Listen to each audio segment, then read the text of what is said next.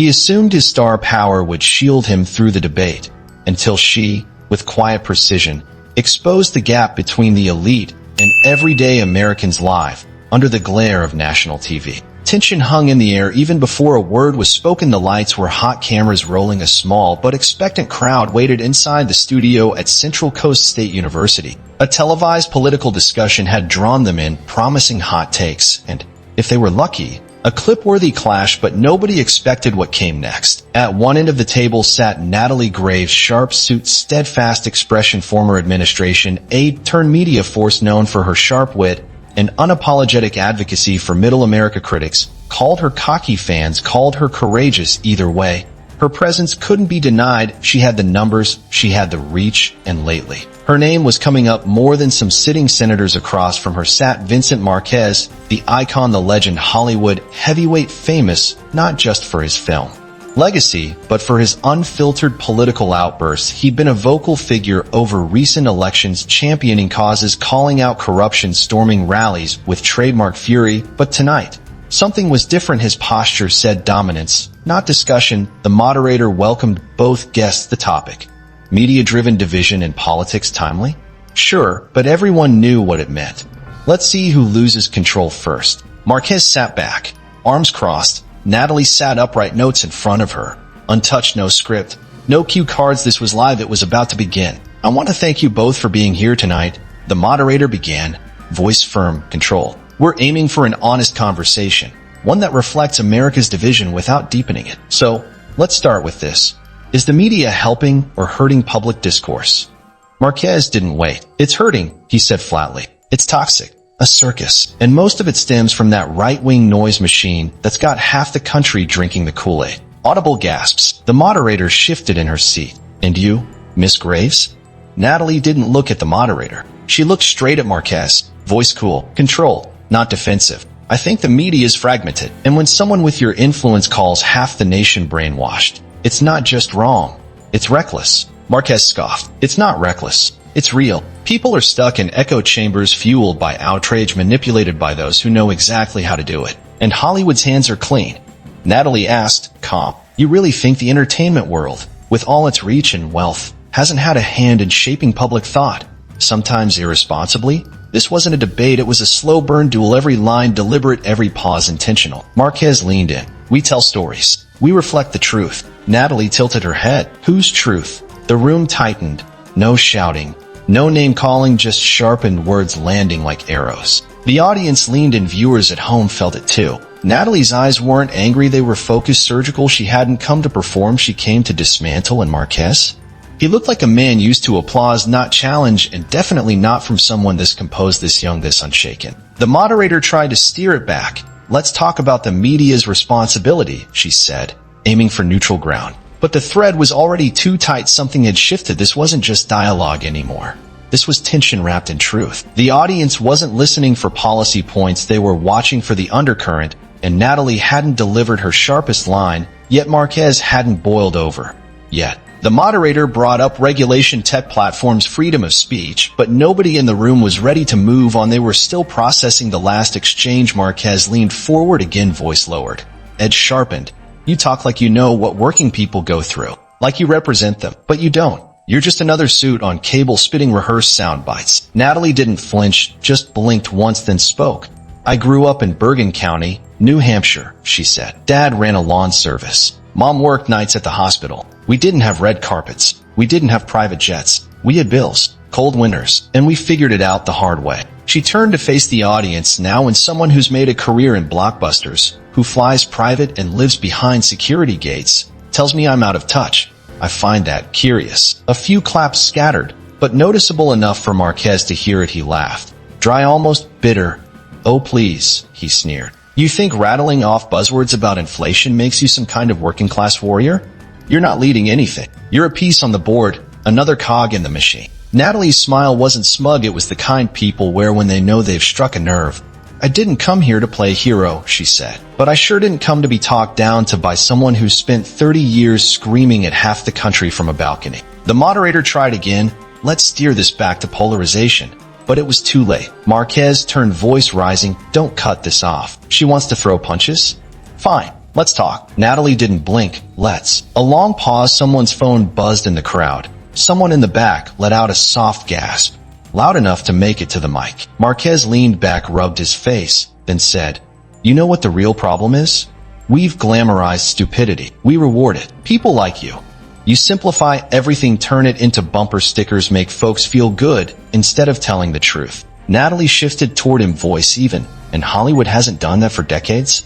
Selling fantasies, ignoring consequences? You want to talk about glamorizing ignorance?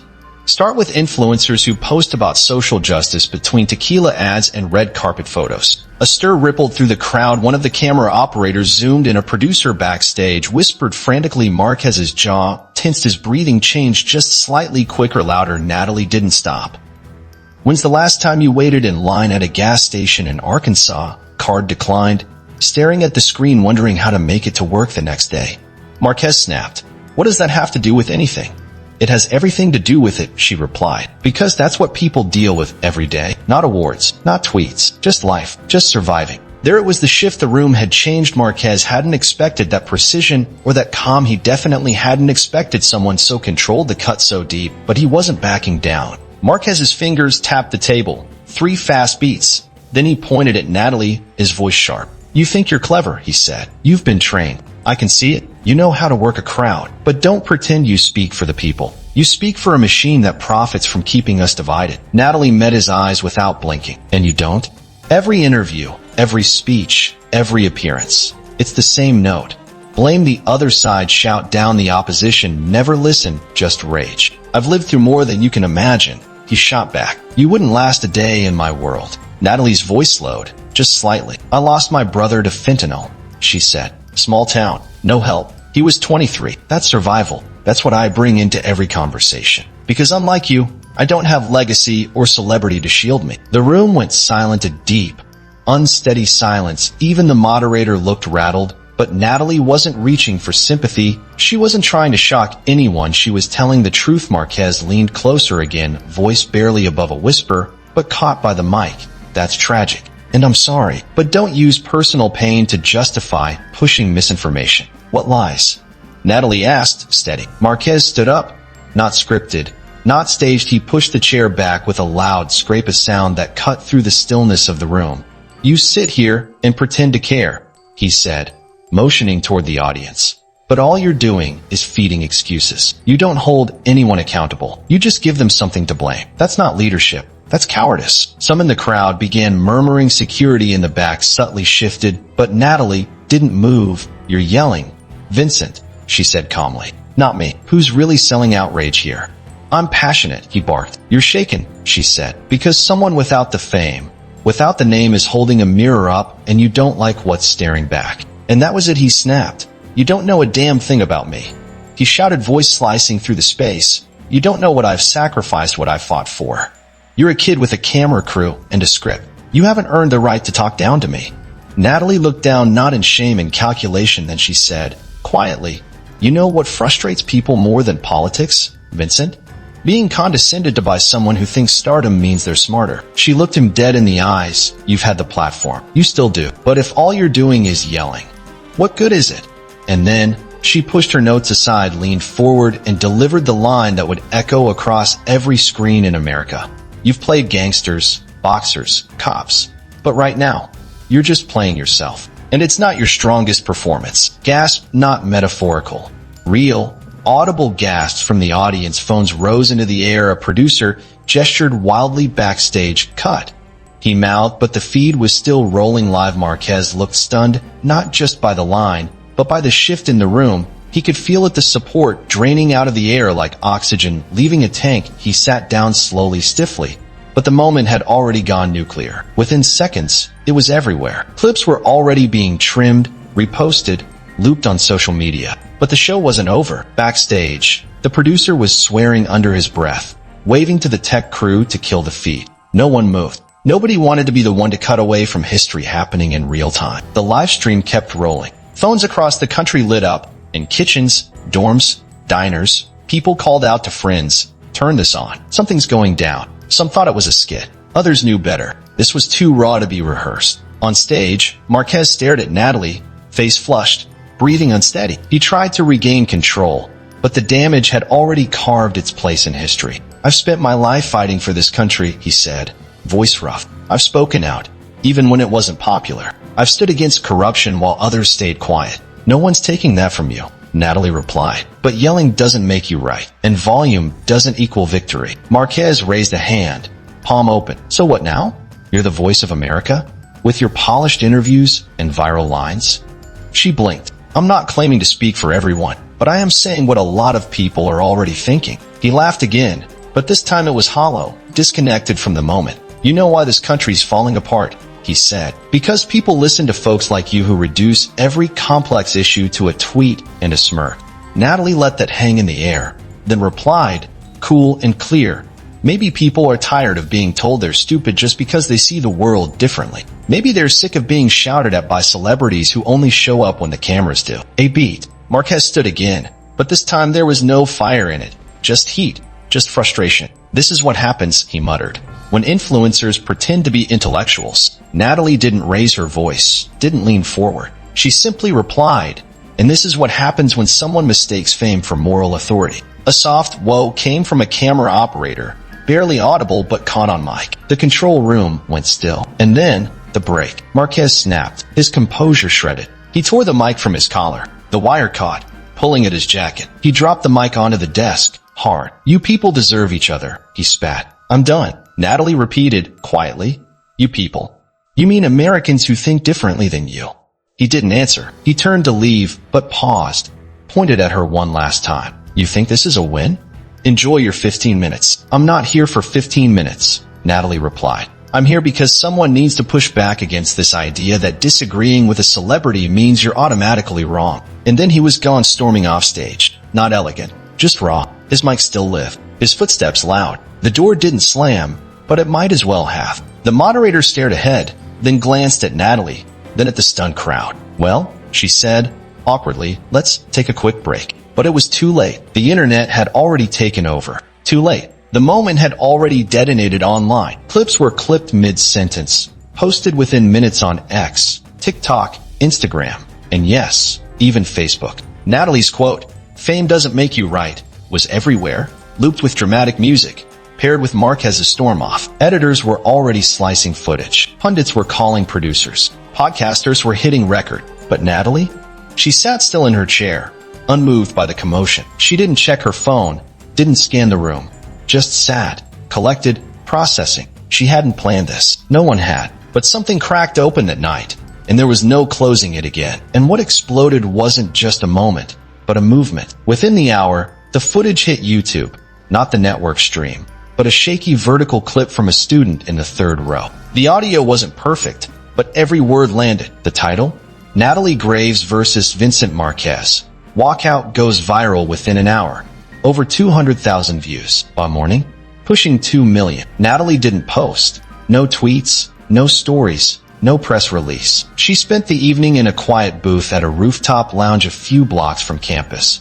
Iced tea in hand, phone face down. Her manager, Tony Merritt, sat across from her, eyes darting between two screens, muttering to himself. "They're calling it a meltdown," he said. "Piers Morgan's on it. Ben Shapiro's people reached out. CNN and Fox are, get this, fighting for your first morning slot." Natalie didn't blink. "I'm not interested in being anyone's mascot," Tony replied fast. "Good, because you're not just a story. You might be the story." She didn't smile, not even a flicker. She wasn't trying to be the moment. She was trying to say something that mattered. Meanwhile, Marquez was in a luxury suite at the Halston in Pasadena, surrounded by lawyers and PR. His phone wouldn't stop, but the tone of the calls had shifted. Some were from friends telling him to lay low. Others, more carefully, were from studio execs, gently suggesting a cooling-off period. One call was from his oldest son. "Dad," the voice on speakerphone's side, "you crossed a line. She didn't insult you. You made it personal." Marquez didn't argue. He just exhaled, long, slow,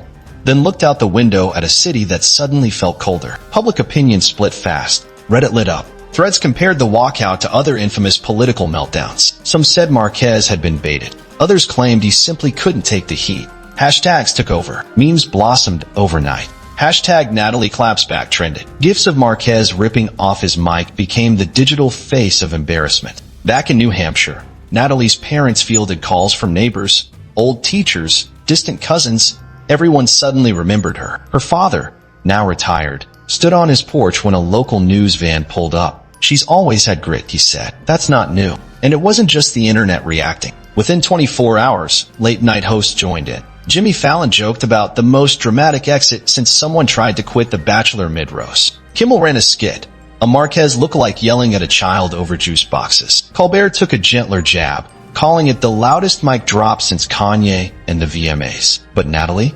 She stayed silent, publicly, for 36 hours. Then, one post, on X, a single line. Debate should challenge people, not insult them. 2. 7 million likes in 12 hours. Networks quoted it. Radio shows dissected it. Even NPR mentioned it in a piece on generational shifts in political tone. Tony was pacing in his office. "You need to ride this wave," he said. "Podcasts, book deals, speaking tours. This is your launch pad." Natalie stayed calm. "I didn't do this to go viral." Tony blinked. "Well, you did. I came to have a conversation," she said. "That's it." Tony shook his head. "You are the conversation now." Back in LA, Marquez issued a brief statement through his publicist. "The debate didn't go how I expected. I let emotion take over. I regret walking off." No mention of Natalie. No direct apology. Just a padded fall. But the commentary didn't stop. It couldn't. The moment had already taken root. Some called Marquez the old guard, finally being challenged. Others said it proved that yelling louder didn't make you wiser. But beneath the memes and noise, something more serious had started. A shift in tone, in who gets to speak, and who people want to hear. 2 days after the debate, Natalie sat across from podcast host Darren Michaels in a quiet studio in Phoenix. No audience, no teleprompters, just 2 chairs, 3 cameras, and an open mic. Darren leaned in. "You've racked up over 20 million views across platforms. Half the country says you gave Marquez a reality check. The other half says you disrespected a cultural icon. How do you respond?" Natalie didn't flinch. "He's an actor, not a prophet," she said. "I respect his talent, but I don't owe him reverence, especially not when he uses that platform to silence different perspectives." Darren raised an eyebrow. "Do you regret anything you said?" She shook her head slowly. "No, I spoke the truth, and the truth doesn't come with regrets." Meanwhile, in Los Angeles, Marquez had gone completely quiet. No appearances, no red carpets. A Q&A at a film festival was canceled. His LA Times interview pulled. No explanation. A leaked internal email from his team said he was emotionally exhausted and not ready to return to the spotlight. Some called it damage control. Others saw it as retreat. But either way, the story had already evolved. Media outlets pivoted fast. Editorials weren't just about Natalie versus Marquez anymore. They were about the generational rift, the growing tension between fame and authenticity. Universities used the debate as case study material. Classrooms rewatched the footage, discussed what it meant, who really won, and what winning even meant anymore. Cable shows scrambled to book Natalie. Some tried to paint her as a rising extremist, others as a bold new voice of reason. But she didn't fit their mold. She declined most interviews, and when she did speak, she kept it simple. She didn't talk about trending topics. She talked about fentanyl, underfunded schools, the closing of local groceries in rural counties. No sound bites, just stories. Tony pushed her hard. "You could have a book deal in a week. 6 figures. Easy. I don't want a book deal. You could do a college tour. Get sponsors. Build a brand. I don't want to be a brand. You've got PACs already reaching out. People are offering real money." Natalie stared at him. "I'm not turning one honest moment into a merchandise line. This isn't about going viral. It's about being heard by people who don't usually get a mic." And while the machine buzzed, Natalie stayed quiet. On purpose. She wasn't playing the moment. She was letting it speak for itself. The clip lived on, untamed, spreading not like gossip, but like a message people had been waiting to hear. On TikTok, creators stitched Natalie's quotes with their own. Mothers in Indiana posted teary responses, saying they finally felt seen. Veterans in Nevada uploaded videos talking about how they'd felt mocked by celebrity politics for years. Finally, someone pushed back, one of them said. Not everyone praised her, though. Some called her smug, arrogant, too polished. Others accused her of chasing the spotlight. Natalie never responded to the noise, not once. She knew what mattered, and what didn't. Meanwhile, Marquez's legacy took a hit. Not fatal, but lasting. He wasn't canceled. He wasn't blacklisted, but people started seeing him differently. Not just as an actor, but as someone who couldn't handle being questioned. The internet moved on, as it always does, but the clip stayed tucked into people's feeds, shared at dinner tables, passed between co-workers on break. Then came the surprise announcement. Central Coast State University's media department released a statement. They would air the full, unedited panel recording with behind-the-scenes audio included. No cuts, no smoothing, just raw footage. When it aired, viewers heard what wasn't meant to be heard. Marquez, storming off stage, muttered under his breath, "This country's gone soft. Let them ruin it." And Natalie, just after the cameras stopped, quietly told the moderator, "I didn't want this to go viral. I just wanted someone to listen." That sealed it. For many, she wasn't just a media figure. She was a real person who walked into fire and didn't flinch, not because she wanted fame, but because she refused to stay silent. And that, more than the walk-off, the tweets, the headlines, was what stuck. A week later, Natalie was back in New Hampshire, walking the rows of the Exeter Farmers Market, trying to remember what normal used to feel like. People recognized her now. Some asked for selfies. Others just stared. A few crossed the street, unsure if they liked what she said, or just weren't ready to talk about it. She didn't mind. Being polarizing wasn't new. What surprised her was who approached her. A man in his late 60s, worn cap, rough hands, the kind of guy who looked like he'd built half the town himself, nodded as he neared. "I saw you on that panel," he said. "Didn't agree with everything, but I respect how you kept your cool." Natalie smiled. "Thanks. I wasn't trying to make a scene." "I know," he said, adjusting the brim of his cap. "But sometimes the truth makes one, whether you want it to or not." And he walked away. No selfie, no hashtag, just truth. That moment stuck with her more than the headlines, more than the millions of views, because that was who she was trying to reach. Not influencers, not pundits, not algorithms, just people living real lives who don't always get a voice. Meanwhile, the buzz around Marquez faded. He made a quiet appearance at a charity gala in Santa Barbara, smiled for cameras, avoided interviews, no statements. The flash had passed, but the echo remained. In college dorms, in truck stops, in break rooms and kitchen tables, people still brought up the debate, not because they cared who won, but because something about it felt real, raw, unfiltered. And for once, it wasn't about who yelled louder. It was about who actually listened. Weeks passed. The world moved on, but the impact didn't fade, not completely. Natalie eventually agreed to appear on a national morning show. Nothing flashy, plain blazer, no big earrings, no rehearsed lines. The host leaned in. "Looking back, do you think that moment changed anything?" Natalie paused, then said, "I think it reminded people that being famous doesn't mean you're always right, and being young doesn't mean you don't have something to say." She shifted in her seat, calm. It wasn't about proving someone wrong. It was about not letting the conversation be one-sided. The host nodded, but Natalie wasn't done. "Look, I don't hate Vincent Marquez. I respect his work. But we've reached this dangerous place where disagreement feels like betrayal. And that's not sustainable. If we can't sit across from someone and actually hear them, not just wait to respond, but hear them, then what's left?